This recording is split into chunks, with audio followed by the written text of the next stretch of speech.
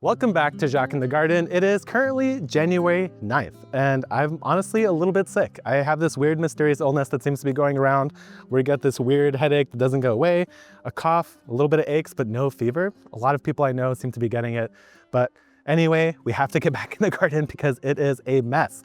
Now, why is it a mess? Well, we've had a lot of really big storms.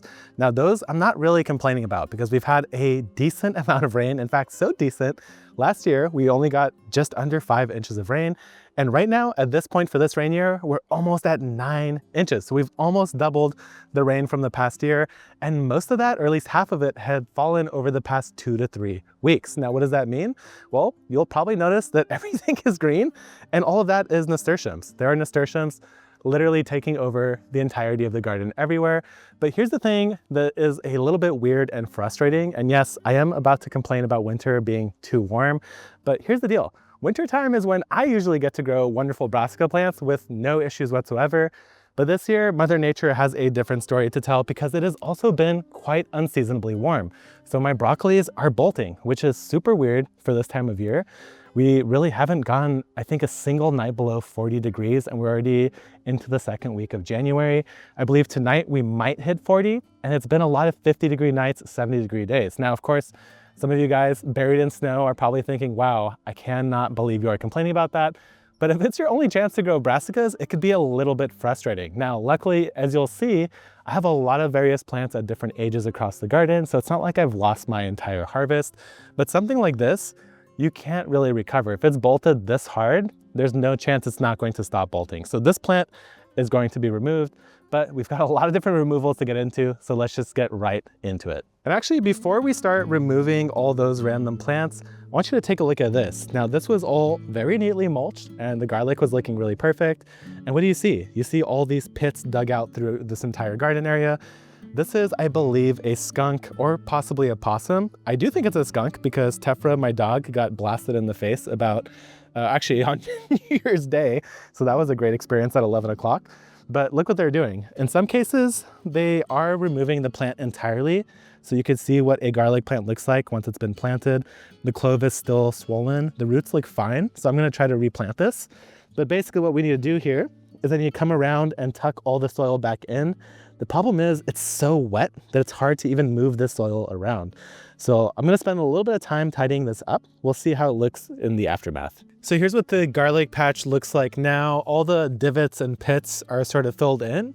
Doesn't still look very good, I have to admit. But the idea here is that essentially we'll get another rain, it'll help even this out. And then after that rain, I'll spread fertilizer and then remulch this whole bed so that the garlic is nice and tucked in for once it gets warmer. Every winter, we always end up getting a lot of skunks and possums. And what they do is they basically dig around and look for grubs to eat underground. And since the ground is all wet, it's super easy for them to dig through. And unfortunately, a lot of those grubs also like to hang out near the roots of plants because they will occasionally eat the roots of your plants. Now, if you look at this big broccoli plant here, let's go in and look at the base. Oh God, this has been very, very dug out. You could see there's a huge pit right at the root ball, and probably like half the roots have been destroyed in the process of the skunk looking for grubs. And over here we have another bolted broccoli. If we look down at the base, it is all sorts of torn up down here. This has definitely been dug up numerous times.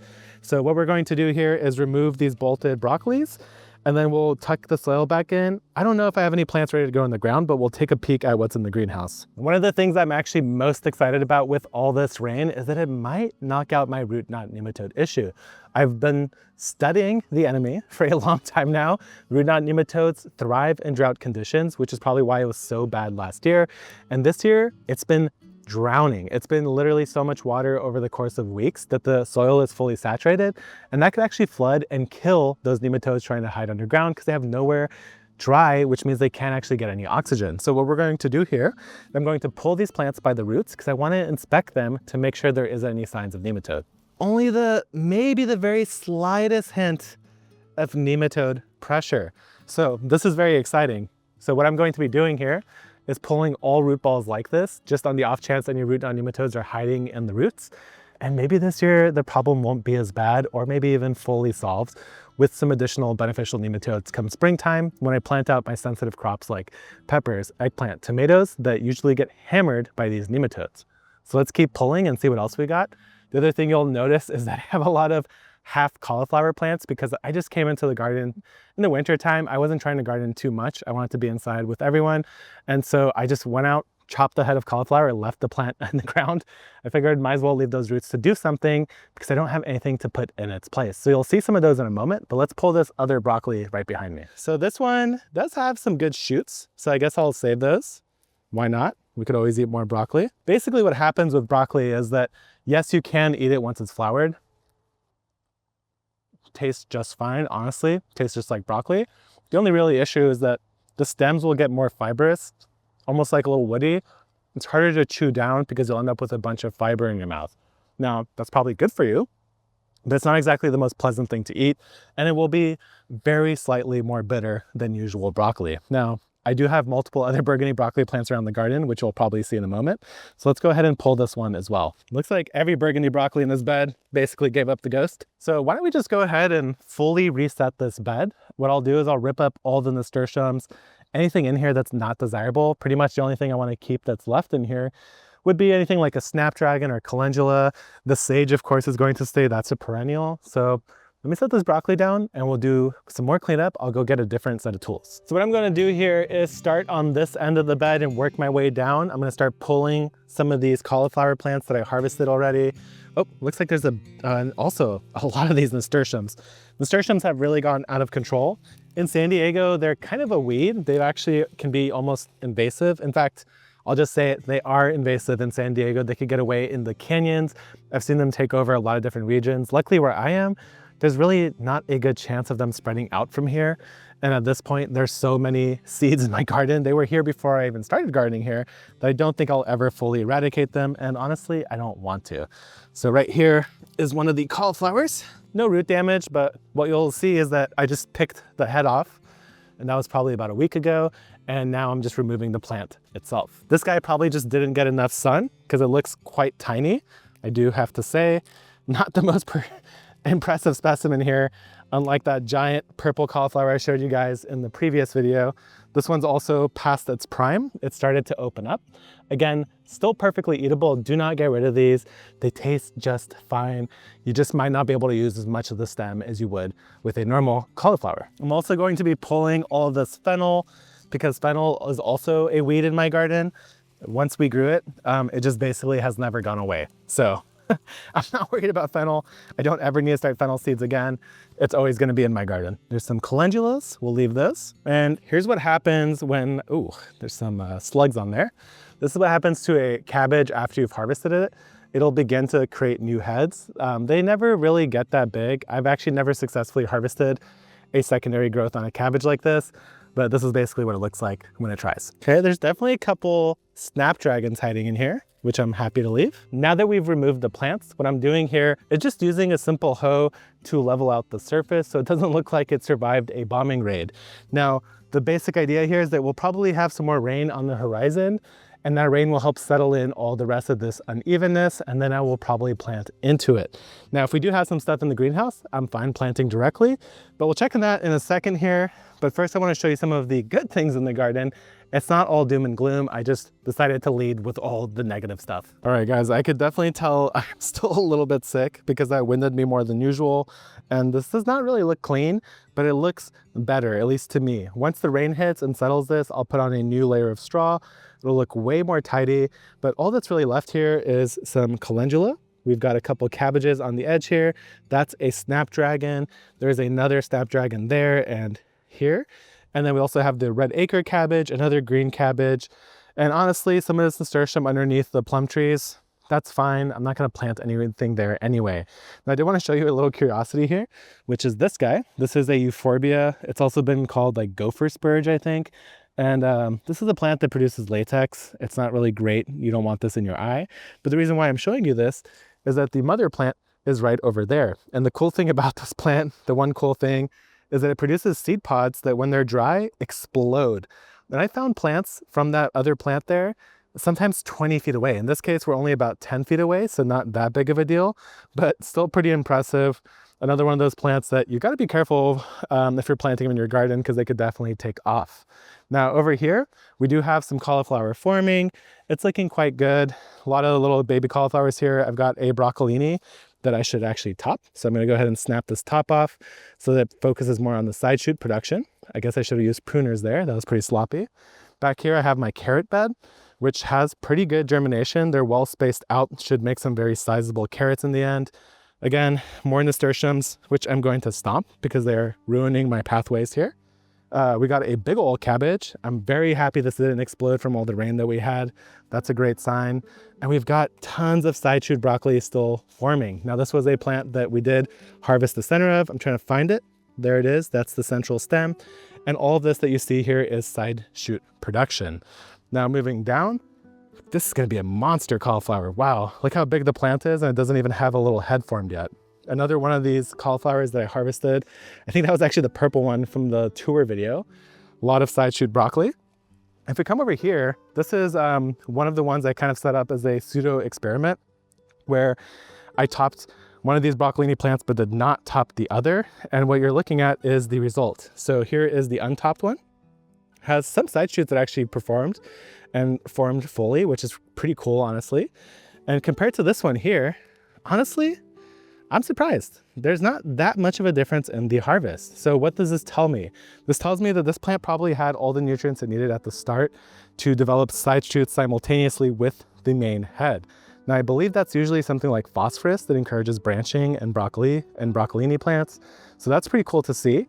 I have to say I'm surprised because usually topping them does produce more in the end, but in this case, doesn't seem like it actually did. Now, over the long run, the topped one might produce more side shoots and it might do better than the other one, but we'll see in a few months. Now, there is more cheddar cauliflower on the way. Got some Brussels sprouts. This is a young plant there. And then all of my cabbages up front here, which are looking pretty good. But it is frustrating to see how small these cauliflower are before they're bolting. You could already see that, like right here, it's loosening up, which is not ideal. This one really isn't going to get much bigger. And honestly, I'm starting to wonder if it's from too much water. That's also a possibility here. When plants drown, they can also send up a flower stalk as a panic response. So I don't know, could be a combination of the heat and too much water and the super weird weather. I'm actually now starting to get hot, which is weird because I've been freezing all day. And here's what the burgundy broccoli looks like. Pretty dang good. Actually, this might be a purple broccoli. Oh yeah, this is purple magic, not burgundy. I was thinking, usually burgundy produces more of like a broccolini type growth, but this is a standard purple heading broccoli. So this one's actually ready to harvest. You can see it's starting to loosen up down here. And so this one will go to dinner tonight. I've got a ton of broccolini shoots, enough to easily serve 4 to 6 people there. Actually, definitely at least 6. Over here, more nasturtiums. What are you gonna do? Still haven't planted my onions due to this weird kind of cold, whatever the heck it is I have. More broccoli side shoots here. And an update, this is the wheat patch. It's looking really, really, really good. It's tall, it's beginning to tiller, which means that it's sending off like little side shoots.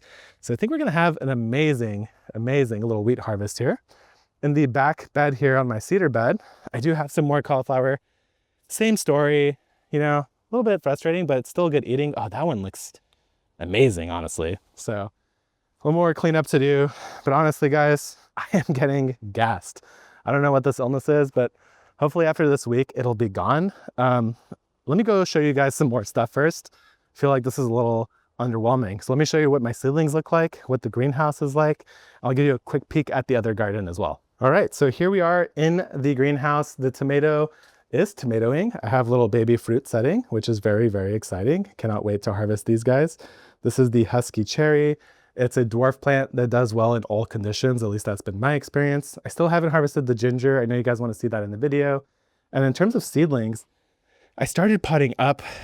So what I have here is a bunch of cauliflower. Then I've got some Chinese cabbages or Napa cabbage. And then over here, all the seeds from that video that I posted, which is all the seeds I'm starting in winter. So you'll see that the beans are up and you get them growing in this greenhouse. I also have a couple of the peas, honestly, not the best germination. Looks like maybe only 50%, but the dill is doing great. The cilantro is doing great. I have a bunch of asperbrock here and also looks like some more white cauliflower that definitely needs some watering. In terms of the 16 cells, the arugula stood up really, really well. I think I have germination in every single cell except one. Same with the butter crunch lettuce, the romaine in the back there, and the beets also did really, really well. Now, as for the rest of the greenhouse, like I said, I haven't had a lot of time to actually get out here and clean things up, but that is definitely coming as soon as I feel a little bit better. So now let's take a peek at the other garden. So here's also some of the aftermath of all these storms. We had a lot of like 40, 50 mile per hour gusts. This is, I think, the earliest my mulberry has dropped most of its leaves. This year, I'm planning on really cutting down this tree substantially, something like maybe 70% of all these branches will be gone because ultimately we're planning on removing that tree due to its very aggressive root system. Now, I'm only mentioning that because it's right next to the house, and I want to warn people, you do not want mulberries next to your house. This was here when we got here, that's why it's there. I only recently learned this information in the past year. Now, this garden honestly looks pretty good. Once again, we have a lot of nasturtium spam here. I plan on ripping all of this out. There's just too much and it's kind of silly at this point. Now, broccoli, same sort of deal. One of the things you'll notice that's also very weird, I've never had this happen before in the winter time, is I'm getting powdery mildew. Now, usually stuff like rain can actually defeat powdery mildew, but it's been so warm that my brassicas are getting powdery mildew in December and January. That is weird. That is not normal, guys. I've never had that before. Every year, something a little bit different. Now, this garlic looks amazing. Nobody's dug in here. Very thankful for that. This bed also looks really quite good. I have all the cabbages up front, a bunch of snapdragons, and some lobelias in between. You can start to see some of those purple flowers poking up. The dinosaur kale or lacinato kale, wonderful as well. We come around here, the collard greens, killing it. I still need to prune my grape, but I have more kale and collards there. So this year we definitely have enough greens, even the chard itself. Although one thing I noticed this year was that my chard seems to be getting more bug bites than usual. Not sure what the deal is with that. But again, lots of loose broccoli this year. This weird temperatures have really been causing me a couple issues. Look at this apple tree in January still has not dropped its leaves. It has no idea what's going on here in San Diego, and I can't blame it. It's weird. Coming down to this bed, I do need to do some cleanup in here as well. That's the theme, name of the game here. I have to harvest this guy. Again, a loosened cauliflower, but still perfectly edible and delicious. You'll also notice that my my celery is starting to really put on some growth, which I'm very excited about. Not because I actually really like celery, but because I like using 1 or 2 stalks of celery in something like a soup. Now on this back end, this had a bunch of cauliflower. It's all been harvested out and consumed. So I just need to replant this bed, but I do have some Brussels sprouts forming. This plant, I should probably stand up with a stake. And this plant is kind of a unique one. This is called a kaleette. And it's a hybrid, I believe, of like kale and Brussels sprouts. And what it does is it makes like a Brussels sprout that's like fluffy, like a little head of kale. So I'll show you guys that once it's actually ready. But I mean, here's some more of that windblown debris. There's just kind of stuff all over and just nasturtiums everywhere the eye can see. And that's kind of where it's at. It's not too bad, honestly. It's just that I haven't been feeling that great to get out here and do some work. But the peas are growing. I'm starting to get a lot of harvests of different things. And soon I will probably be starting seeds this week because as you guys can see, there is a lot of stuff that needs to get replanted. Now, very weird. As I said, we are in January. It's perfect blue skies here today. And I think it's supposed to hit like 72. And then tonight's supposed to get down to 40. So that's where we're at in San Diego. Hopefully we'll get a little bit more rain, but not a torrential downpour. But I'm gonna go in, get some tea, maybe eat some soup and get a little bit of rest. I'll see you guys next time. Thank you for watching.